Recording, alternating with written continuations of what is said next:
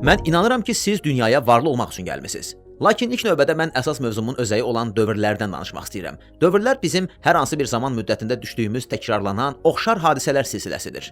Biz bugün sizin həyatınızda hər hansı bir dövrü yaradan təhtəlşuur proqramlaşdırmadan danışacağıq. Gəlin əvvəlcə sizin təhtəlşuur inanclarınıza təsir edə biləcək və hətta sizi qorxuda biləcək məqamları üzə çıxaraq. Biz o mövzulardan danışacağıq ki, siz adətən onları ciddiyə almırsınız. Bu barədə danışmırsınız. Gəlin bugünə qədər olan həyatınıza nəzər salaq.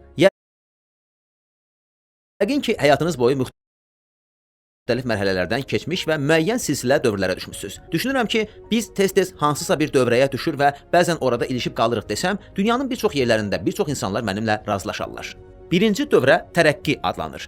Bu mənim artıq 20 ildir ki, ilişib qaldığım dövrədir. Məndə bəzən elə bir təəssürat yaranır ki, nəyə toxunuramsa toxunum, qızıla və ya platinə çevrilir. Beləliklə belə bir nəticəyə gəlmək olar ki, mənim nə işlə məşğul olmağımın qəti fərqi yoxdur. Şəbəkə biznesi, adi bizneslə məşğul oluram və yaxud da ki, daşınmaz əmlaka yatırım edirəm. Ümumiyyətlə nə edirəmsə, hamısı son nəticədə çox uğurlu və gəlirli alınır. Şəxsi qarşılıqlı münasibətlərimi və yaxud da ki, sağlamlığımı nəzərdən keçirəndə də belə bir təsəvvür yaranır ki, hər şey mükəmməlliklə mənim xeyrimə həll olunur. Hər il mən əvvəlkindən daha uğurlu insan oluram. Hər il əvvəlki ildən daha çox pul qazanıram və daha çox nailiyyətlərə imza atıram. Mənim üçün bu silsilə demək olar ki, 20 il əvvəl başlayıb və mən hələ də bu dövrün içindəyəm və o dayanmadan davam edir. Bu silsilə mənim əvvəl içində olduğum, yaşadığım silsilə dövrün tam tərsidir. Çünki həyatımın birinci hissəsində hər nəyə toxunmuşamsa zibilə çevrilib. Həm sağlamlığım, həm münasibətlərim, həm də biznesim. Ümumiyyətlə mən nə ilə məşğul oldumsa, hamısı pis nəticələndi. Bu milyonlarla insanın düşündüyü silsilədir. Fikrimcə onlar bu silsilədə batıb qalırlar. Amma onlardan da artıq insan başqa bir silsilədə ilişib qalıb. İkinci isə neytral dövrdür. Bu dövrlərdə qalanlar hər bir yeni günü həmişə eyni cür olur. Heç nə dəyişmir. Gəlin insanların bu silsilələrdə necə ilişməsi barədə danışaq. Gəlin özümüz üçün bir kəşf edək. Görək öz silsiləmizi necə mükəmməlləşdirə bilərik və yaxud da özümüzü uğur silsiləsində keçirib orada necə qərar tuta bilərik. Amma bunu etməyə başlamaq üçün ilk növbədə kiçik bir elmi tədqiqat keçirək və bu silsilənin hər birinin əsas tərkib hissələrini özümüz üçün müəyyənləşdirək.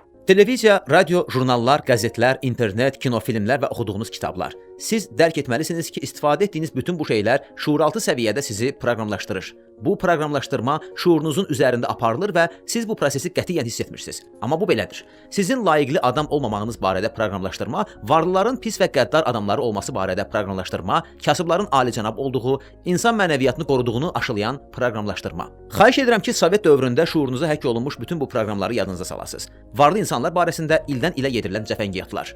Bir çoxlarınız 10 illərdir ki, dövlətdən, kütləvi informasiya vasitələrindən bununla qidalanırsınız.